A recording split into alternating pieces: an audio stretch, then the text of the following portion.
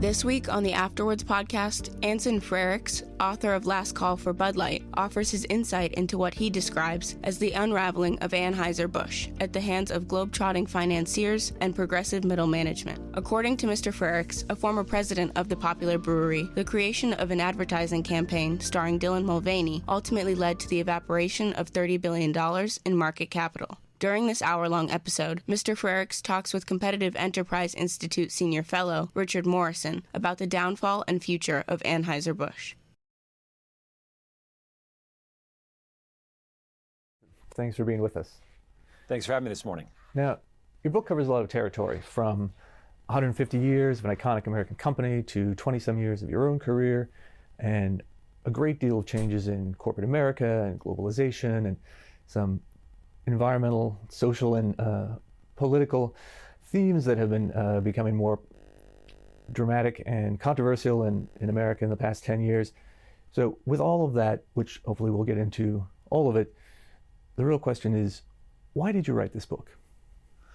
Why did I write this book? Because I think there's been really a lot of things that have gone wrong in corporate America over the last 10 years. I think corporate America, which used to be a really unifying force here in the United States, where people could come together based off of really a mission to try and achieve the mission of a company. And that's what they came for. And people, it didn't matter if you were black, white, gay, straight, Democrat, Republican, used to come into the workforce. That was something that actually brought us together. We usually had our politics outside of the workforce. And then really over the last 10 years, really kind of those two factors, they combined together. You had corporate America getting increasingly politicized. I think it fractured this country more than it's been fractured in the past. And I think that we saw a lot of bad things that happened when corporate America got involved in a lot of political issues, whether it was companies advocating to defund the police or overturn election integrity laws, or get involved in certain transgender ideology as well. I think it was frankly bad for business and bad for American free market capitalism, which has created some of the most prosperous and wealthy societies in the history of the world. But then also I think it was bad for our democracy that we live in. Instead of individual citizens being able to vote at the ballot box for initiatives that they want to see enacted in their local communities, all of a sudden they had large corporations, CEOs, others opining on a lot of these political issues. So the book is really about kind of what went wrong in corporate America over the last 10 years, how it led to a more fragmented society. I think most importantly, what can we do moving forward to get back to a society where we have business focused on business, we have government focused on government, and why that's going to be good for the American experiment moving forward. You know, so it's interesting. I found it fascinating that although you voiced plenty of concerns and complaints along the way with some of the, the companies you worked for and the bosses you've had, that I feel like your book is kind of a love letter to corporate America, or at least what it could and should be. And I think that might maybe surprise some people who think of the corporate world as being boring or drab, or that it's not exciting. It's all about bean counting and things like that. And so I wonder, how would you talk to a skeptic who sort of has a negative view of life in corporate America, and describe how being a corporate executive can be fun and exciting and fulfilling? Yeah, I think most importantly, I think it's a love letter maybe to American capitalism. And here in the U.S., you can come in, you can create amazing companies. Each company usually has an amazing entrepreneurial American dream story. I think Anheuser-Busch is one of those, started by a couple of immigrants in the late 1860s, 1870s. It survived things like Prohibition over the years and went on to thrive, and they created the world's largest beer company. And I think from a corporate standpoint, I still think there's something to be said that most people in this country, they continue to work at large companies, large organizations. Large organizations, they provide a lot of stability. They provide good income. They provide a lot of innovation that we like to see in the U.S. And for a lot of people, it's an opportunity to advance in your career, to move up, to get promotions. And so there's a lot of things that I think are good about large organizations and good companies. I think a lot of those things were really lost over the last 10 years. When again, corporate America sort of lost its focus, it lost its mission, it lost what it was supposed to be doing, which is creating great products, services, serve its customers, serve its shareholders, and we got lost in towards this more we can get into a little bit of stakeholder capitalism model, where businesses are supposed to be everything to everyone, ultimately ended up serving nobody. And the people that really lost were the American consumer. And I think a lot of employees at companies as well ended up losing their jobs when companies, they lost a lot of customers. And I think Bud Light was became the poster child of this movement, where instead of a marketing campaign that brought people together, alienating millions of customers, the company lost billions of dollars of shareholder value. thousands of employees lost their jobs across Anheuser-Busch, its suppliers and its wholesalers. The company's not better off for it. So that's the bad part of corporate America. But I think the good part is there's a lot of things companies can do to create jobs, create innovation, create products and services, be parts of communities, provide stability. And that's, I think, the good part of corporate America that I want to bring back. Yeah, and corporate America is part of it. But of course, a lot of the biggest companies that we know and that are in the headlines are global international corporations. And you joined Anheuser-Busch, an iconic American company, probably one of the most famous brands out there, early in your career. But most of your time, as you describe in the book, was spent working for bosses from Brazil and Belgium, since Anheuser-Busch was bought by the larger company InBev many years ago. So you talk about, which I thought was very interesting, not always taking the American side, but pointing out that Anheuser-Busch, as an American company, has its advantages and disadvantages, and the big conglomerate InBev had its own pluses and minuses as well. How did that sort of ferment between a traditional American company and a big international conglomerate? What effect did that have on your career, and what does it say about American capitalism if some of the most famous American companies aren't really American-owned anymore? Yeah, I think there's a couple issues at this point. I think where we're heading going forward is we're heading much more towards sort of a company's need to have American values. We're obviously heading more towards a Donald Trump America First agenda. And maybe over the last 20 years, when you had organizations that might have been more global organizations, companies were coming in buying American companies, had part of more of a global agenda, as long as they at least shared somewhat American values, American cultural values, abided by American laws. At the time, we allowed companies to continue to go on and consolidate and do mergers. I think where we're heading moving forward, I don't know if that's going to be the case anymore, because we've seen a lot of problems over the last 20 years with foreign entities coming in, buying great American institutions or coming into the U.S. and to some degree almost subverting sort of American values. You're seeing it playing out right now with what's going on with TikTok, why is TikTok being potentially banned in the U.S.? Because TikTok is obviously owned by China. They're controlled to a large degree by the Chinese Communist Party. TikTok is collecting a lot of data on American citizens. They are potentially giving American citizens information or seeing data that might be contradictory to sort of American values and free speech. So there's a lot of pressure right now to actually have TikTok sell in the U.S. because it's not helping sort of the American goals and contributing to kind of this America First agenda. I think with something like Anheuser-Busch as well, we're in an interesting spot because Anheuser-Busch and a lot of other companies over the last 20 years, they came to the U.S., a company called InBev. It was owned by a couple Brazilians. They had consolidated the South American beer market. Then they bought this company called Interbrew, which is over in Europe, which owns Stella Artois and Hoegaarden and Left. They came in and bought Anheuser-Busch. This happened in 2008.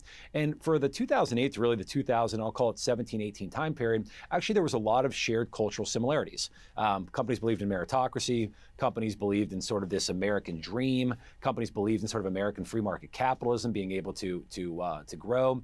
But really in this 2018, 2019 time period, a lot of companies adopted not necessarily American free market shareholder capitalism, as Milton Friedman says was the purpose of a corporation, which is to focus on its shareholders, but a lot of them adopted this European stakeholder capitalism model.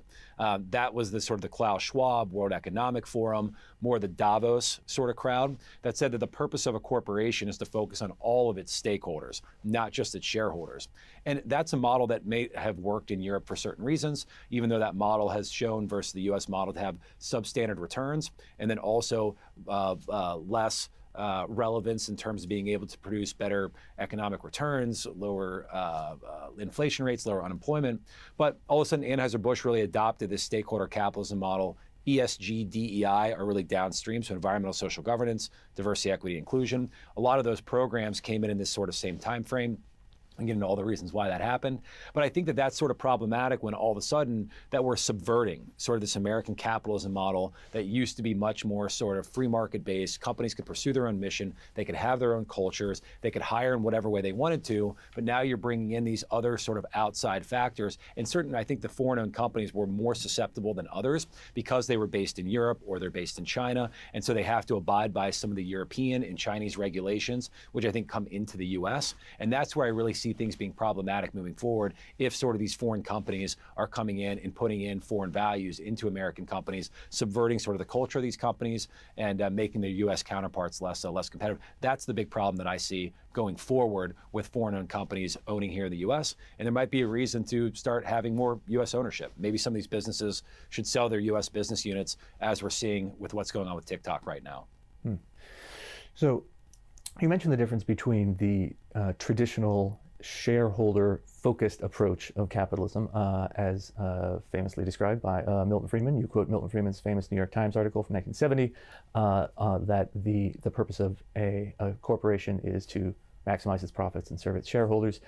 But if we look at the, like you said, the sort of European, the more Klaus Schwab-oriented World Economic Forum aligned view of stakeholder capitalism, that shareholders are just one of a corporation's many stakeholders, with usually, when this is described, someone will say, oh, well, employees will be a stakeholder, suppliers will be a stakeholder, the local community where a corporation operates will be stakeholders.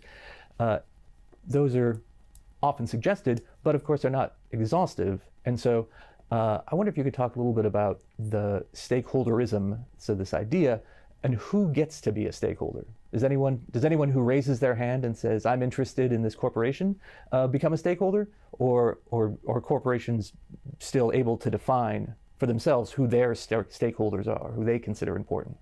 Yeah, no, that's a great question. I think that really gets to the heart of this book is ultimately what is the purpose of a corporation and who does it serve? And I think even more importantly, who does it not serve? And in the traditional American view, you have Milton Friedman, 1970s, again, famous New York Times op-ed. So the purpose of a corporation is to serve its shareholders.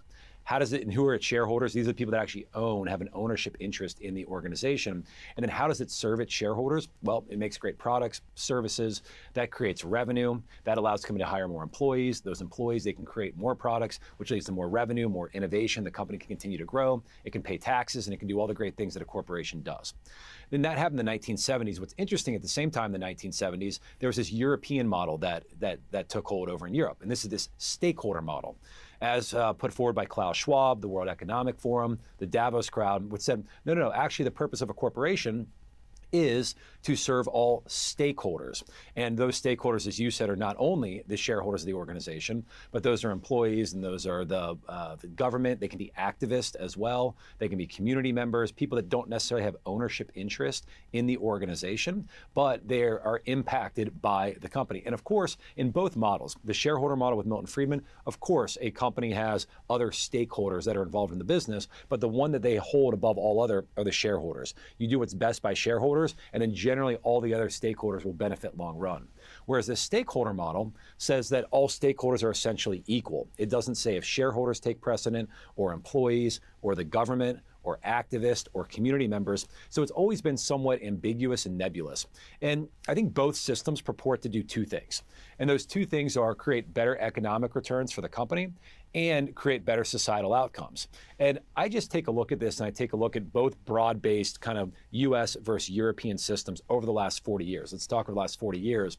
And if you take a look at sort of broad-based US stock market returns over the last 40 years, take the S&P 500, and you compare that to its equivalent in Europe, the S&P 500 in the US has increased on average by about 10% a year over the last 40 years, where its European counterparts have increased by 7%.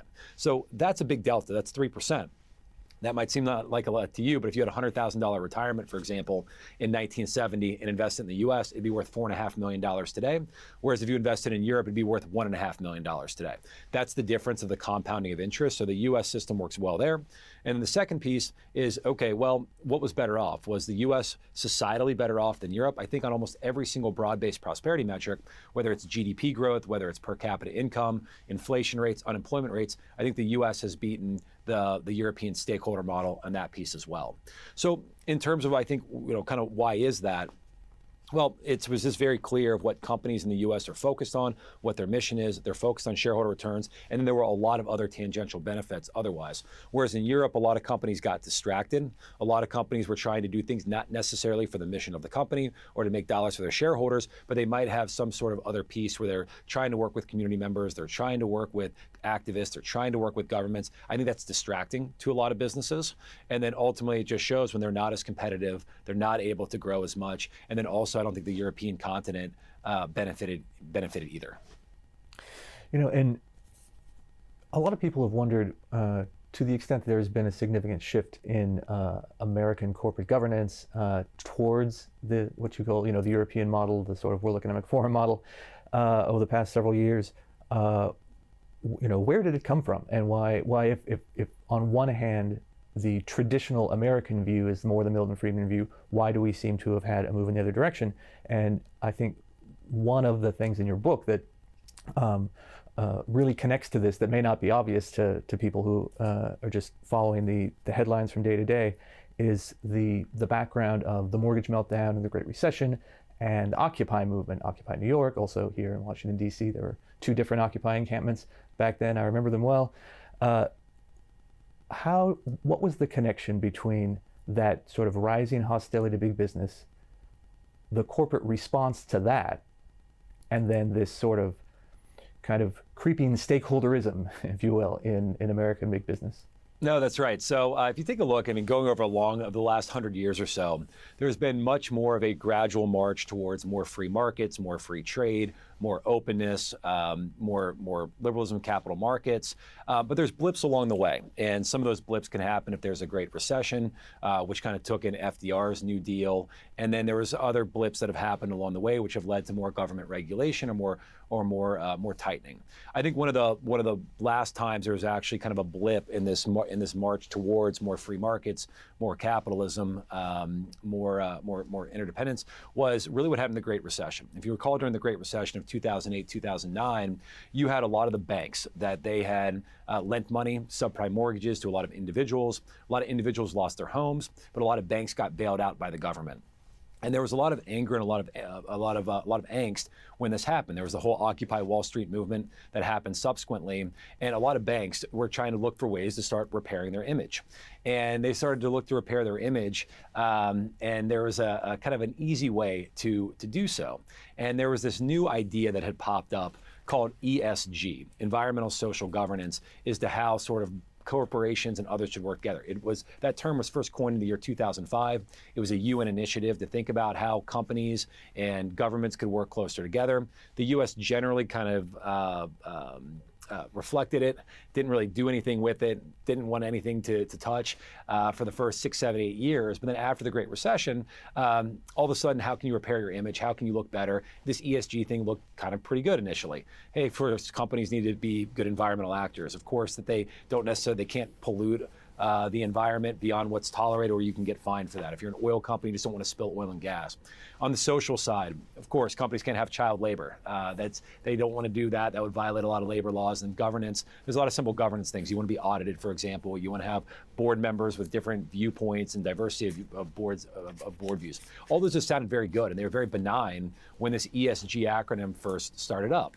But like most things, you start following the money in terms of where did ESG go wrong. And really where ESG and the stakeholder movement really sort of ramped up in a bigger way, two big events. I think McKinsey in 2014, they released a report. So McKinsey is the big global consulting firm that a lot of corporations use called Diversity Matters, Diversity Wins.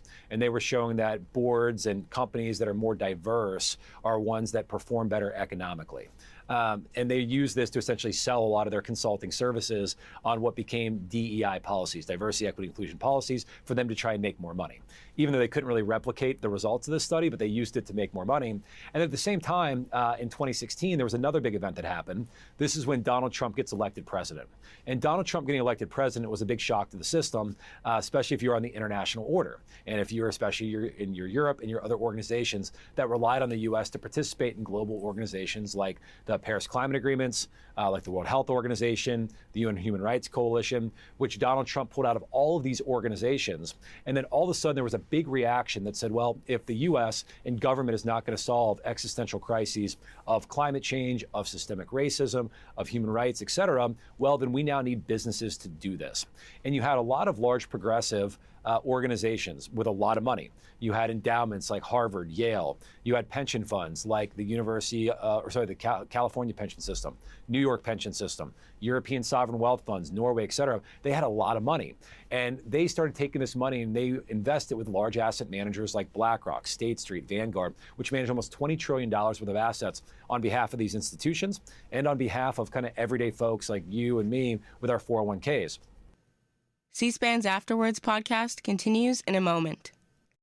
This episode is brought to you by PDS Debt. Struggling with credit cards, personal loans, medical bills, or collections? It's time to stop worrying about that high-interest debt you've got piling up. PDS Debt can help you start saving money immediately. Their platform can analyze your unique situation and create a plan to get you out of debt. There's no minimum credit score required, and it takes 30 seconds to get your results. With PDS Debt, you'll take back control of your finances. Get a free debt analysis in just 30 seconds at pdsdebt.com/Spotify.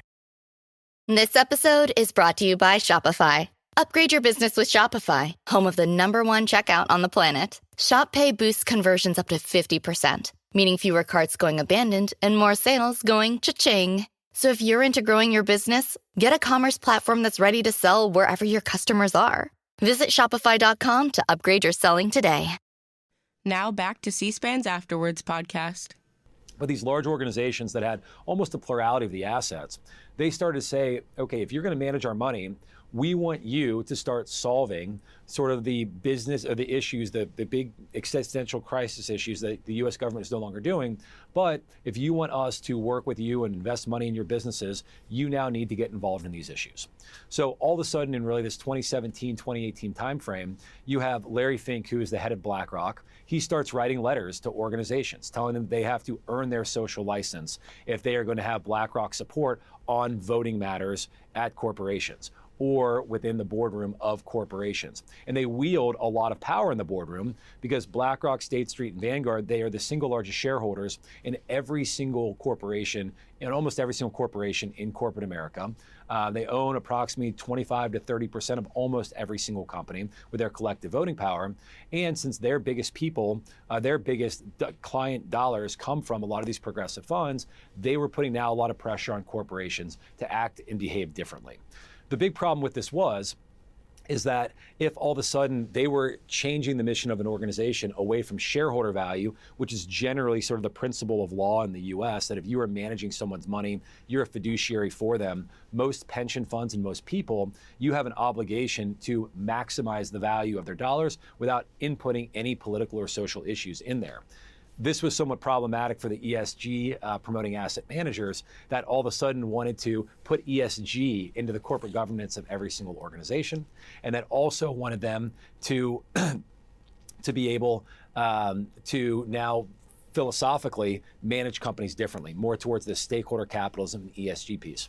So in 2018, Larry Fink was the head of something called the Business Roundtable, along with JP Morgan and Jamie Dimon and others, and they got 200 of the largest companies in the US to evolve the purpose of the corporation away from the Milton Friedman model, more to this European model, to appease a lot of more of the progressive pension funds and endowments that they had, but also because now they could start selling ESG labeled funds. And these ESG labeled funds, what they would do is they might take out a tobacco company because they would say that that didn't meet certain ESG characteristics of environmentally friendly. They might take out an oil and gas fund. They might do some scoring systems for companies that did not meet a certain level of diversity, equity, inclusion. They would take these companies out of indices and they would charge investors on average 3 times, 4 times more money to put money into a so-called ESG fund as opposed to just a basic S&P 500 fund. So there you start following the money. You follow it from McKinsey that was selling a lot of ESG and DEI services. You follow the large index funds that all of a sudden were the largest investors in the companies. They're telling companies to put in these ESG measures so they can put you into an ESG fund that they're going to charge investors 3 to 4 times the amount of money from. And then they change some of the purpose of the corporation in the US to make it legally able to do so, kind of leading into the 2019-2020 COVID timeframe. Well, I remember when the Business Roundtable put out its sort of updated view of the purpose of a corporation in the modern world, and there's a section in your book that sort of reflects some of the new statements that were going around. I'll read a brief section here from the late 2010s.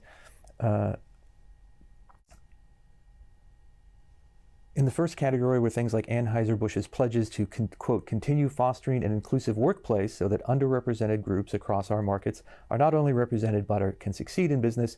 The company also promised to, quote, respect human rights in our operations across the value chain, end quote. The thing I thought was interesting about the BRT update and then specific phrases like that came out from various corporations was that if you had asked the CEO of that corporation, did you just start respecting human rights today with this new statement? Did you not respect anyone's human rights yesterday? Surely they would have said that they had been doing that all along, which makes me wonder how much of a change these new statements really were. Yeah, some of it was definitely performative because you're absolutely right. If you just think about it, whether it's ESG or DEI, really, these are just risks that companies have been managing for, centuries. Every company has tons of risk that they have to manage. There's hundreds of risks that every company manages on a daily basis. Banks have to manage interest rate risk. You have social media companies that have to manage risk related to legally allowable content online. You can't have pornography online in certain ways, for example. But what was interesting about this, how ESG was packaged, the complete focus was just on the environmental risk, the social risk, and the governance risk, as if no other risk really mattered over this time period. And it was interesting as this whole cottage industry of consultants and lawyers and then also asset managers really honed in on this ESG piece, this became the massive focus for every single organization, almost to the point where you didn't focus on a lot of other risk. If you think about companies that have had a lot of issues over the last couple of years, we can get into the whole Bud Light piece, but Bud Light's biggest risk, it's not really environmental, social governance, its biggest risk is brand risk, because no one can really tell the difference between Bud Light, Miller Lite, Coors Light. It tastes the same to 95% of the people. How it distinguishes itself is really its brand. Other companies, Silicon Valley Bank, they collapsed 2 years ago, as you might recall. And what's interesting, if you are a bank, your biggest risk are essentially your interest rate risk and your liquidity risk. That's the biggest risk that you have. Yet Silicon Valley Bank, they had, I believe, it was 8 different committees that were dedicated to climate risk and green transition risk and DEI risk and you name it risk. So it was too much of a focus, I would think, on risks that had always kind of been there, but now all of a sudden there was more performative that you have to tell. Again, your BlackRock, State Streets, Vanguards, you tell all of them about what you were doing specifically on all these risks and heightening those risks relative to anything else. In the same way we talk about this, shareholder versus stakeholder piece, your shareholders always used to be the people that you would hold above everybody else. Of course, you have to have employees and treat them well. Of course, you have to have suppliers and treat them well. Of course, you have to have community members and be part of that. But you always look through the lens of what's best for shareholders. This is sort of the other piece of what happened from this stakeholder model is the biggest risk they were talking about. They almost elevated these ESG risk above all the other risk when a lot of companies have been managing hundreds of risks for years, and each company is unique. Each company has its own mission. Each company should look at its own risk it needs to manage through its own lens, not necessarily through this peanut butter spread approach of ESG that was foisted on all companies in corporate America. Well, yeah, you said something there which I think is very really fascinating, which you mentioned in the book a couple of times, which is that most Americans can't tell the difference between Bud Light, Coors Light, Miller Lite if you take it out of the bottle and put it in an unlabeled, red Solo cup. That might be surprising to some people, to some viewers, that someone who spent so much of their time selling Bud Light would make a point of saying that. But I think there's some sort of a deeper question here, which is what exactly does it say about consumer capitalism and American market forces that so much of what makes a product distinct is in fact its packaging, its marketing, its history, rather than the product itself. It is. It is. I mean, if you take a look at almost every single consumer product, I don't care if it's shoes, beverages, food, clothes, et cetera, most of they're almost the ultimate commodities. But what a brand does, it makes you feel something, it makes you feel different. And that's what we've done an amazing job at marketing here in the United States about being able to export what a lot of brands feel like. If you think about a company like Nike, for example, I mean, it makes you feel like you're an athlete, you feel fit. That's what Nike's brand is. Budweiser, it was always the American dream. I mean, it's actually interesting to me that that Anheuser-Busch, they sell more Budweiser in China than they do in the United States, because it's that feeling that they export of freedom, of the American dream, that I think a lot of people, especially over in China, would prefer to be here in the US versus over there. So they do a really amazing job of building brands and building sort of a feeling that connects with consumers. And when consumers are drinking that product or eating that product or wearing that product, it says something about them, and it's sort of an emotional connection that you need to build over time. And it takes a long time to build that emotional connection. And then it takes a lot of time. You're building a lot of trust with the consumer about who you are as a brand. And unfortunately, I think it's, Warren Buffett has the great quote, it takes a lifetime to build a reputation and a second to ruin it. And I think especially for brands, so to speak, that are in commoditized industries, and there's other products that most American consumers can't distinguish from. I would like to think of myself, I can distinguish between a Bud Light, a Miller Lite, and a Coors Light. And I think of that brand as uniquely tasting different, but a lot of people just can't. And unfortunately, then when a brand loses sort of its essence, what it was, who it was targeting, the emotional feeling it had, then all of a sudden people will go elsewhere very, very quickly. And I wonder also if you could talk about the challenge of managing a portfolio of brands, because of course we talk about people are sort of loyal to or have positive ideas about companies like Nike, but that's an entire giant global corporation. Anything with the swoosh can be Nike, but if you look at Anheuser-Busch, AB InBev, they have dozens, if not hundreds, of brands in different categories. How do you sort of square the circle of saying we're one company and our company has certain values and stands for certain things, but each one of our products has this different range of emotional associations we're trying to get customers to connect with? Yeah, definitely. I talk about this in the book a lot, and I use the example of Netflix. I think they do the best job of being an organization as a very clear mission as Netflix, which they want to entertain the world. That is their mission. We want to entertain the world. And then when they do that, they have tons of different shows. And Netflix is pretty interesting that a couple years ago, there were a lot of calls for Netflix to be canceled because they were going to show a Dave Chappelle special where Dave Chappelle, the comedian, was making jokes that people in the LGBTQ community did not like. But Netflix held its ground and it said, listen, we are not going to censor content. We're not going to censor speech at the Netflix level because, again, our mission is to entertain the world. But what we're going to do is we're going to put out a lot of content that people in the LGBTQ community might like, people more on the conservative side might like, Christians might like, atheists might like. We're going to put out a ton of different content, but we're going to let the consumer choose. And that's how we think that we are going to authentically be able to carry out our mission. That's how we're going to be able to rebuild trust. And they came out with this excellence document as well, that they said, we want excellent individuals working here, and we want people that are okay to work on things that they might not be comfortable with, because you need to sign up for the Netflix mission. And if that's not you, there might be better places to be. And I think even for a company like Anheuser-Busch, the same rules and same logic apply. Just like Netflix, they serve a bunch of different customers. They have a ton of different content, a big portfolio. Anheuser-Busch is the same way.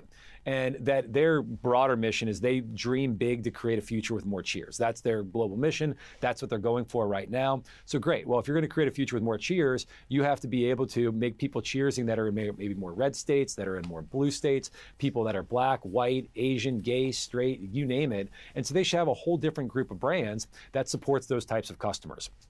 And if you take a look at their portfolio, they can have brands like Bud Light, which, this is using the Bud Light VP of marketing, their words. It used to be more fratty and maybe it was out of touch. But if that's Bud Light and that's what Bud Light is and that's why customers love Bud Light, let Bud Light be Bud Light. and that if there are other brands, and Bud Light was never got into political issues, never really touched controversial issues before. People loved Bud Light because it was remarkably apolitical. It served Democrats and Republicans alike, and it did that because it united folks around sports and music and beer. That's what Bud Light was. Let Bud Light be that. Whereas there's a lot of more progressive beers in the Anheuser-Busch portfolio. They own a lot of craft breweries in places like Seattle or places like Chicago, and those breweries, they put out more progressive beers. I think that they want to have, I think it was Goose Island that they put out, I think it was called a gay IPA, and they sold that in Chicago and nobody cared because that's what Chicago is and what their customer wants. So I think they just have to be clear again about the broader mission of the company. They serve other folks, but they do it through individual unique brands. Let those brands be unique. Let them serve certain people. I think that will be best for Bud Light. I think that will also be best for broader corporate America as well. And if you take even a look at stock price performance, Netflix came out with this Culture of Excellence document 2 or 3 years ago. Their stock has been up 2 or 3x since then, and they just reported a record subscriber and subscriber growth as well. Whereas over that same time period, Anheuser-Busch is down almost 50% from its stock price and is still losing volume and still losing customers.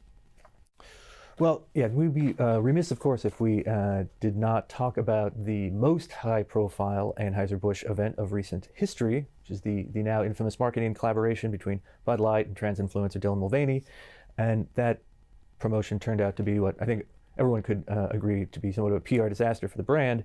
Although I thought it was interesting that in the book, when you described this, you mentioned that while you think Dylan Mulvaney was not a great brand ambassador for Bud Light, she might have been perfectly fine for any number of other brands having to do with cosmetics or women's clothes, for example, and that it was more about the fit with the brand than it was a disagreement with this particular individual or what she represented.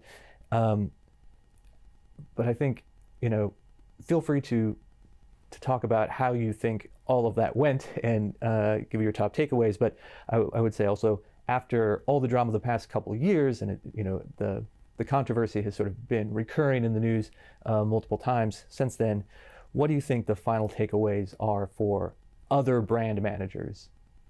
Yeah, definitely. There are certain brands, and I'll use the example, I use Ben & Jerry's a lot in the book. Ben & Jerry's, they're very clear about what they are as a brand, and it's very different than Bud Light. Ben & Jerry says, we are going to use ice cream to advance a socially progressive mission.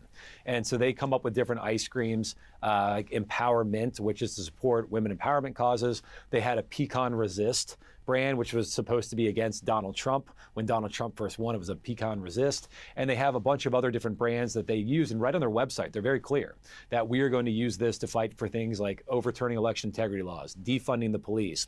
Recently, they wanted to give back land that's owned by Americans to Native American tribes. And so for something like Ben & Jerry's, Dylan Mulvaney could be a perfect person and a perfect brand ambassador, because Dylan Mulvaney was at the Biden White House advocating for gender affirmation care, advocating for biological men to compete against women in sports. So on those socially progressive causes, Dylan and Ben & Jerry's would have been a great sort of partnership. For something like Bud Light, which again never had any sort of controversial folks that were really associated with Bud Light, whenever there was controversy with Bud Light historically, they would usually kind of sort of put down the controversy really quickly and say there was an apology and a mistake. This happened actually as recently as 2014, 2015 timeframe, where the company, they had a lot of these labels on Bud Light, and the campaign at the time was being up for whatever. So when you're drinking Bud Light, you're up for whatever. You're up for hanging out with your buddies, you're hanging out and going to a game. But they put a lot of these labels on their beer brands. And those labels would say, again, the perfect beer when you're up for whatever, or the perfect beer for hanging out with your buddies for the night, the perfect beer for busting out a couple of your dance moves. But they had one label on there that said the perfect beer for removing no from your vocabulary for the night. And at the time, this was even kind of before the Me Too movement, but it was seen as kind of promoting removing no from your vocabulary, which wasn't seen right. It kind of got into a little bit of is promoting rape culture. And so there was a lot of controversy around it. the company very quickly, they actually apologized, said, hey, we screwed up, this shouldn't have happened, and they removed that beer and the labels from the market very quickly, and quickly then everybody moved on. They didn't fight it, they didn't run from it, and that was very different than the approach they took this time with Dylan Mulvaney, where the company got themselves into a big issue, and where the partnership with Dylan Mulvaney probably wasn't the right partnership. That was damaging in and of itself, because a lot of the loyal customers that just wanted Bud Light to focus on football and sports and music were all of a sudden confused about now all of a sudden they had a biological male dressed as Audrey Hepburn in a bathtub, not even knowing what March Madness was, which was this event happened during March Madness timeframe, and they was just confused about the marketing partnership. But then I even think more so the company's response was just as damaging. And I think for whether it's brand marketers or companies, one of the biggest takeaways is how you actually do manage when you're in a PR crisis. And I think the biggest piece is you have to take accountability. And this is something that the company never took at all. They tried 3 times to issue responses to the controversy with Dylan Mulvaney. Never once did they actually address the controversy by name. They never once addressed Dylan Mulvaney, and they were never clear about what Bud Light was going to be or who it was going to serve moving forward. So they lost a lot of control, and they lost a lot of the narrative. And I think a lot as to why the company is still down 30, almost 40% on Bud Light. They haven't recovered any of their share. They continue to lose beer volume. They continue to lose customers. I think the biggest piece is if you ever want, the path to really redemption is it goes through forgiveness. And I think there's a lot of people that would love to see Anheuser-Busch and Bud Light have a great American comeback. But for that to happen, they have to be forgiven. And to be forgiven, you have to admit that there was a mistake. And the company never admitted there was a mistake, never admitted there was a controversy. And I think until that happens, they're never going to get that redemption, and they're never going to be able to tell sort of this great American comeback story. So even this week, it's Super Bowl week, the company's going to spend almost $50 million this week on Super Bowl. Super Bowl ads are $7 to $8 million for 30 seconds. Anheuser-Busch bought 3 minutes worth of commercials. And I think that this is all going to go down the drain because still a lot of the consumers are not coming back. They're not drinking Bud Light. They're not drinking the other brands because they want the company to be clear about who they're going to be, who they're going to serve, say that we made a mistake because the Bud Light campaign with Dylan Mulvaney was a mistake based off of who the brand was and who the existing customer was. But again, until that happens, a lot of this money is just going to be kind of thrown down the drain. So to your question about what are the big takeaways for brand marketers and teams is, one, know your brand, know your customer, give the customer what they want, and then separately, if you do make a mistake, own up to it. Be accountable about it. Don't hide from it. Don't run from it, because that's the biggest problem you can do when you're facing a tough decision. And there's a great Teddy Roosevelt quote about this: is, well, the best thing to do is the right decision. The second best is the wrong decision. But the worst thing you can do is make no decision at all. And so I think that's the piece: is you got to take accountability. The path to redemption goes through forgiveness. Admit why you were wrong, and people will come back and will give you a second chance. C-SPAN's Afterwards podcast continues in a moment. Now back to C-SPAN's Afterwards podcast. Yeah, I thought it was very interesting. You mentioned how much of a reservoir of goodwill there still is for brands like Bud Light and Anheuser-Busch, even among the people who were maybe most confused or even upset about that particular marketing campaign, like Kid Rock, for example, who was famously seen on video firing a weapon, shooting up a case of Bud Light. He was so angry, and that viral video clip got reposted many times on social media immediately after that, and him firing that rifle at the Bud Light in the field became sort of a visual shorthand for people who are angry at the brand. But you mentioned that even Kid Rock himself later said that he would love to bury the hatchet and endorse Bud Light, or be associated with Bud Light, and would want to see the company make a comeback. No, you're right. But the reason that is, which is interesting, is that Kid Rock himself basically got an apology and acknowledgement from the company that they screwed up.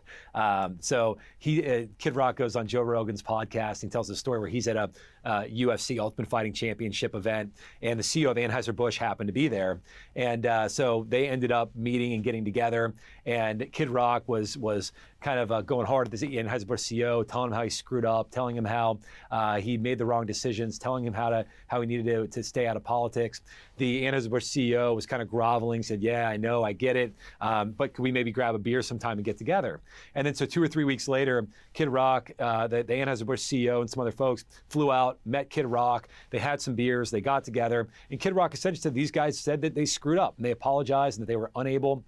The CEO of North America was unable to give a real answer and to give a real mea culpa and to say, I'm sorry, basically because of the DEI, the ESG, because of all of that pressure, he was really coached into saying certain things and was not able to say other things. So Kid Rock kind of got that apology. And Kid Rock felt that now all of a sudden, okay, he gets it. He understands that the company here in the U.S. was under pressure, especially from its European owners and others, to not really get involved in the transgender communications and really put something out to make a statement either way. And so that's why Kid Rock is back. I think other people, maybe Dana White at the Ultimate Fighting Championship, he was given $100 million. So when you're given $100 million, that's maybe why he's back as well. But I think just the American population is just looking for just an admittance of that they screwed up. And I don't think that maybe the current executives and the people at Anheuser-Busch can authentically do it because they've had 2 years to do it and they haven't. So at this point, I don't think it looks very genuine, especially as some of the political winds have shifted. They would just look like they're shifting in the political winds. But I think there's a real opportunity for someone to come in. In my mind, I think actually the U.S. is better off, this U.S. business unit here, it's better off being sold. I think the Europeans and others who own it should sell the U.S. Who knows, maybe sell it to Berkshire Hathaway, somebody like Warren Buffett who's sitting on a couple $100 million of cash, buy that U.S. business unit, get somebody back in here to talk about now this is back in U.S. hands, how it's back owned by Americans. We have American values once again. The company screwed up, the past is the past, but now we're going to write the next chapter of this great American success story, a company that's been around for 150 years, it's survived prohibition, it's going to survive the whole Dylan Mulvaney issue, but now it's got to get back to growth. So I think that's the path forward, and that's how the rest of the country can come around and see Anheuser-Busch in the same way that Kid Rock can, because you have to give them an authentic kind of apology and mea culpa. Well, speaking of pivoting and turning over a new leaf, you of course eventually left AB InBev and started a new career of your own. And again, like we said, it was the book is a bit of like a love letter to living in that world and working in that world. So that no doubt was a difficult choice for you and your family. But talk to us about when and why you made that choice to leave Anheuser-Busch and move into your own new entrepreneurial world. Definitely, it was a very difficult decision. So I worked at Anheuser-Busch for over 10 years. I worked there from 2011 through 2022. So I left actually a year before the Dylan Mulvaney incident. And when I joined Anheuser-Busch, I joined them because the company the word they use more than any other one in the recruiting process were meritocracy, is that you can come in here, you can get results. Doesn't matter how long you've been here, what your national origin is, race, gender, sex, et cetera, don't care. Come in here, get results, and then you can move up the organization very, very quickly. And it was a really interesting firm. I thought they managed a business generally pretty well in terms of reinvesting profits that they generated by managing their costs well into top line growth. And that was for the first 6, 7, 8 years was kind of the experience that I had.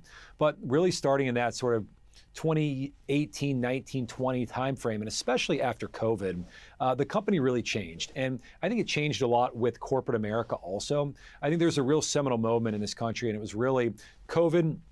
And then after George Floyd, where all of a sudden a lot of companies got pushed off mission. We spoke earlier about this shift from shareholder capitalism to stakeholder capitalism, and that really set sort of a lot of kindling up. And remember that shift happened in that 2018, 2019 timeframe. All of a sudden COVID happens and every company got blown off their mission for COVID because there was this so-called real existential threat. I think even at the time, President Trump at the time said that he was fighting an invisible enemy and even signed something called the Defense Production Act that had companies like GE were making ventilators, you had 3M making masks, you had Delta Airlines flying medical supplies, Anheuser-Busch is doing hand sanitizer. And so all of a sudden a lot of corporate America got off track. COVID quickly kind of at least flattening the curve and keep people out of hospitals. That was solved within a month or two. But then all of a sudden you have the George Floyd incident that happens. George Floyd gets murdered going into Memorial Day weekend of 2020. And then the next big sort of existential threat and an invisible enemy that corporate America is being called on to address by politicians, by the BlackRock, State Streets, et cetera, was this systemic racism piece. And there's a lot of things happened afterwards whether it was the BLM movement, whether it was a lot of the DEI complexes came in, chief diversity officers came in, but there was this progressive march to essentially have all companies all of a sudden putting in quota systems, putting in supplier quotas, and DEI got really entrenched into corporate America this time. And even things at Anheuser-Busch started to change, whereas I was recruited to a meritocracy. One of the principles of the company changed from we promote people based off their talents and contributions. You got all of a sudden promoted based off the diversity of your teams. Diversity dashboards started to be introduced at the company. So if you were a manager, you had to see what the diversity of your team was. And then during the annual performance reviews, you had to talk about the diversity of your team. There were issues as well that I saw at the company as being able even to do partnerships with certain potential suppliers. I was president of Anheuser-Busch in 2022 when I tried to do a partnership with Black Rifle Coffee Company. And Black Rifle Coffee Company, whose mission was to serve coffee and culture to people who love America, including first responders, military, police, that was an organization that we could not do a partnership with because it wasn't deemed to be DEI appropriate, because it wasn't inclusive enough, because it was against sort of the call it the defund the police regime that was going on at the time. And so these are things that didn't make any sense to me. And then broadly, I was also living in Atlanta, Georgia at this time period. And you might recall in 2021, there was this whole Georgia voting rights initiative that happened. Mm-hmm. And this is when Governor Kemp signed a law that says you need to have an ID to vote. That didn't seem that crazy to me. I think there's 30 states that have that law. But corporate America's response to this was very eye-opening.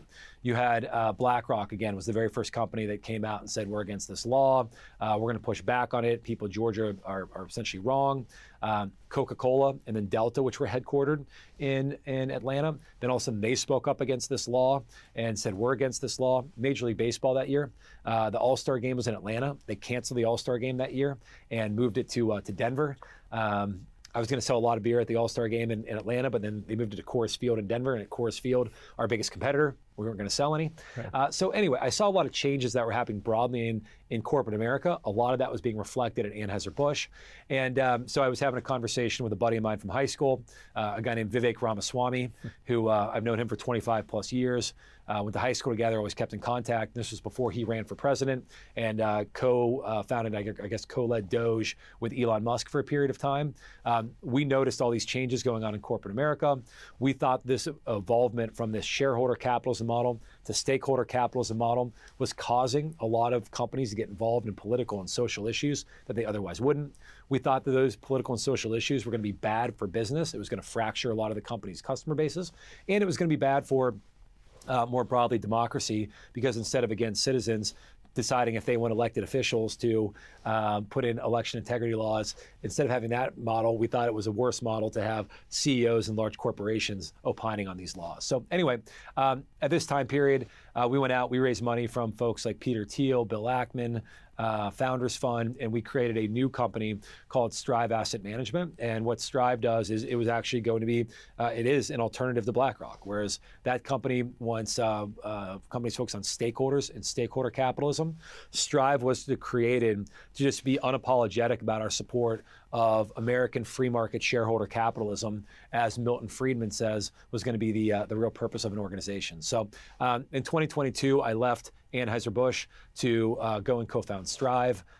Strive now manages a couple $2 billion worth of capital, and just has a very different sort of message and mission for corporate America, refocusing them on their business, refocusing them on their products and services, refocusing them on their customers, and so that's where the Strive story is still ongoing. But then a year after I left Anheuser-Busch, that was the time period that the Dylan Mulvaney partnership happened, and sort of it was a colliding of both of my worlds, of where I had been at Anheuser-Busch for 10 plus years. I'd been president at Anheuser-Busch sales and distribution company, but then I had co-founded this company called Strive, which was essentially advocating for companies to not do what Anheuser-Busch had just done. Right, and so with all of these controversial policies, whether they're the environmental, social, and governance, ESG policies, or diversity, equity, and inclusion, DEI policies, we've seen some dramatic changes just in the past 6 to 12 months. And you've mentioned a few companies in your book. I feel like you and your editors must have been editing up to the last minute before publication, because there's some very recent news in there about companies that have reversed or walked back or changed corporate DEI policies in particular. And of course, with the election of President Trump, that means we get new heads of the Federal Trade Commission and the Securities and Exchange Commission and things like that. So when it comes to the threats that you describe in the book, are a lot of these trends already on their way out the door? Well, I think that we're starting to see the pendulum swing, but they're definitely not on their way out the door. I think that really Anheuser-Busch, that was the straw that broke the camel's back. And that was an eye-opening moment for, I think, most of corporate America. Because prior to this, you saw companies that were getting involved in more social and political issues. You saw the NFL had gotten involved in sort of the players were kneeling, and the BLM movement was big for the NFL. But when you're the NFL, company or customers don't really have anywhere else to go. You can say you're going to boycott the NFL, but if it's Sunday afternoon and you want to watch football, you don't really have any other alternative. So last year, the Super Bowl was at an all-time record high. Whereas on even in Disney was another one. Disney got involved in the parental rights issues down in Florida, but to some degree, yes, they were somewhat hit with their stock, but still there's only one Disney World, and a lot of people are still going to take their kids to Disney World. I think with Bud Light, this became the issue where all of a sudden a lot of corporations opened their eyes and said, wow, I don't want to become the next Bud Light because this company just definitively lost millions of customers, billions of dollars of shareholder value, and it was a company that was, again, remarkably undifferentiated with their products. So that was the company that broke the straw, or the straw that broke the camel's back. That's when you saw a lot of other businesses starting to retreat a little bit, really using Bud Light as the cover to say that maybe there's certain people that don't want companies getting involved in these controversial policies.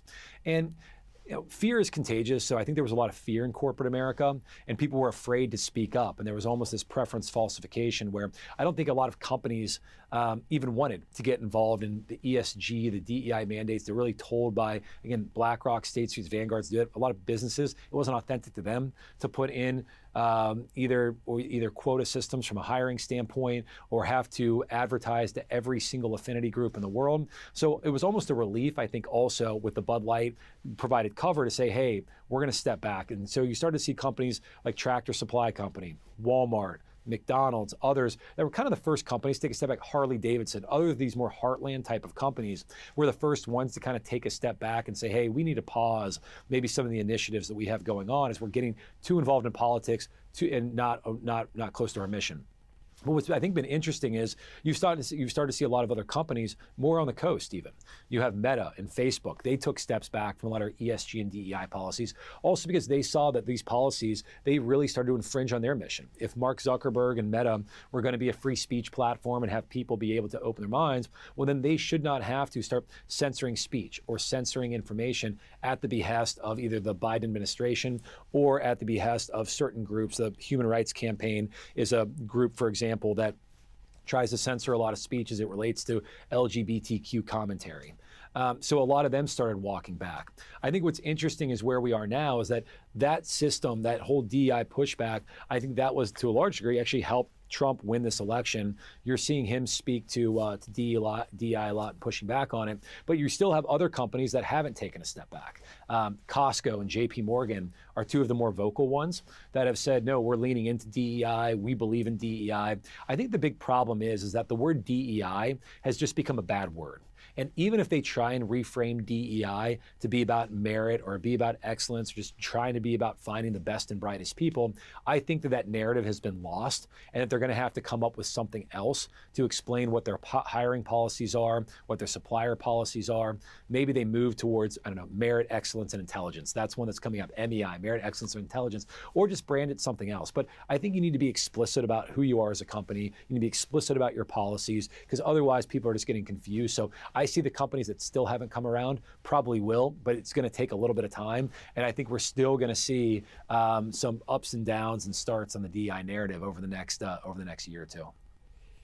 Well, yeah, I'm curious, where you think we'll be in, say, maybe 5 years. Over the past several years, there have been, quite a few interesting books about this topic. We've had the the Dictatorship of Woke Capital by Steve Sokop and Woke Incorporated by your friend Vivek Ramaswamy, and now your own book with your own particular perspective on it. But I wonder, 5 years from now, what will the books about the big popular books about corporate America and the trends therein, what will those books be about?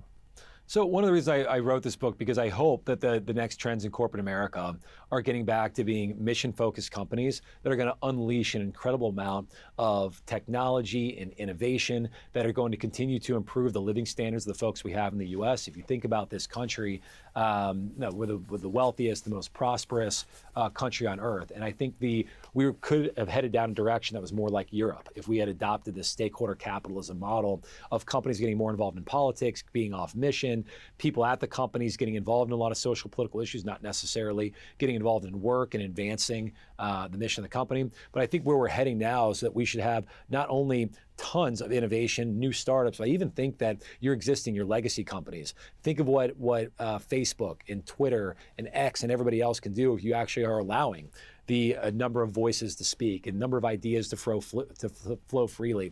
I think we have an amazing opportunity over the next 5 years to unleash more innovation, more good ideas, more free speech, more debate, more open dialogue.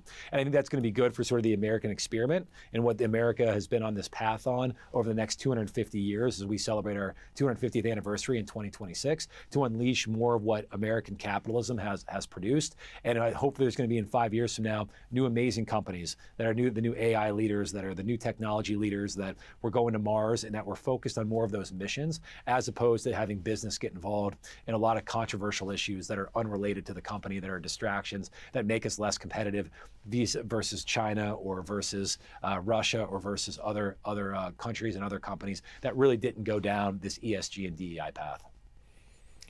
All right, Anson, this has been a fascinating discussion, and congratulations on the new book, Last Call for Bud Light. Thanks for being with us. Thank you very much.